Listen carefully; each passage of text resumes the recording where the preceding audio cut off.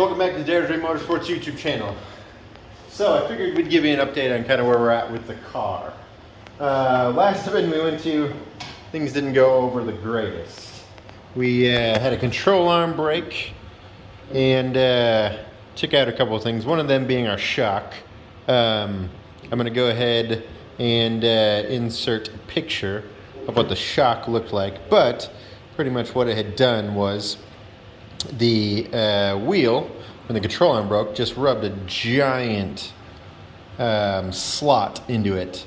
And from talking to the guys over at Viking Performance, who make our Crusader triple adjustable shock, they said it must have been pretty warm when the wheel heated it up and rubbed through, because it was deep enough that it should have been leaking, although it wasn't.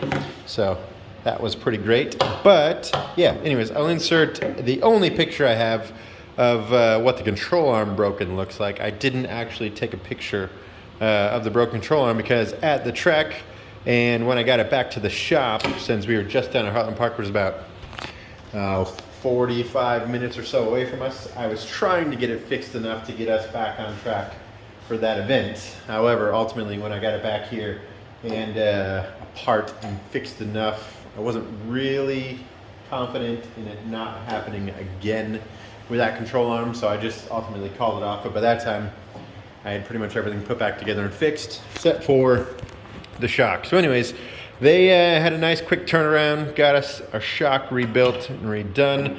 We're gonna get that put back together, get that back on the car.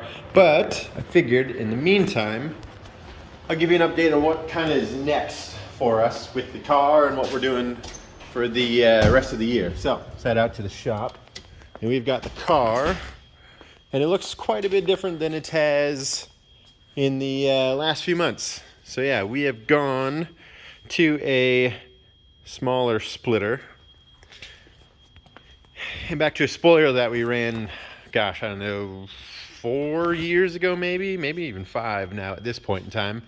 But that is because we got an invite from the Ultimate Street Car Association to join them at Optimus Search for the Ultimate Street Car event, or OUSCI, at the SEMA Show.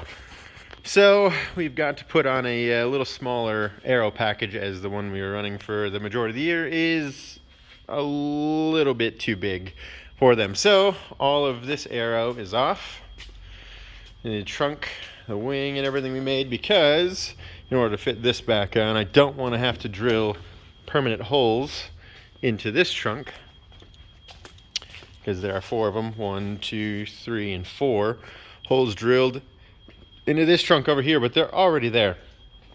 So I'm just going to go ahead and we've got this one put back on. So that actually means we'll be taking Tasty Unicorn in a full shot back with us to the SEMA Show.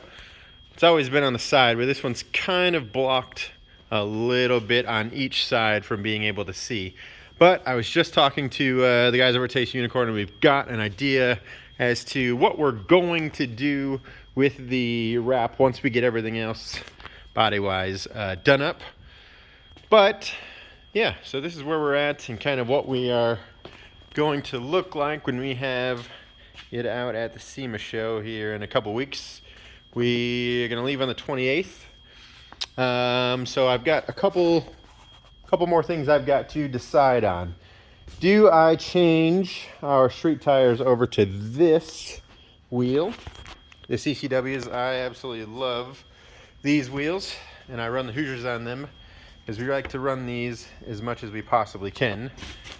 Or do I switch over the street tires that I'm picking up from a friend of ours onto the Forge Stars, the CF5s?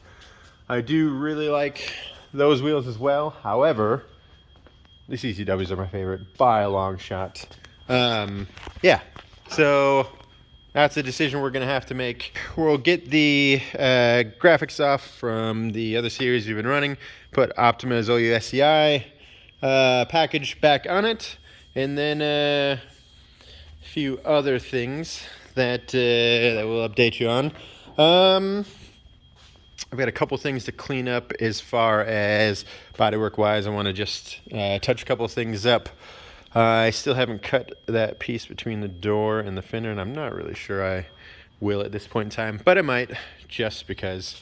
We also, last event, we're testing the heat shielding that we put on the turbo up pipe, because the radiator hose runs real close to that, and it worked really well. We are much cooler than we have been probably in a couple of years since we put the turbo and stuff on it. The other thing that we were testing at the last event is ABS. So the ABS worked really, really well. We didn't really have a huge amount of testing that we could do with it at the last event, because we only got about a session in. On the next session, first lap, control arm broke. So that should really, though, help us out a ton, especially in the speed stop challenge, which is the peak performance challenge. When we go to OUSCI, we have to stop in a 20x40 box, and so with a consistent pedal from the ABS, we should do that much better. And with the modulation of the ABS, you won't see as much tire smoke from us just locking the tires up.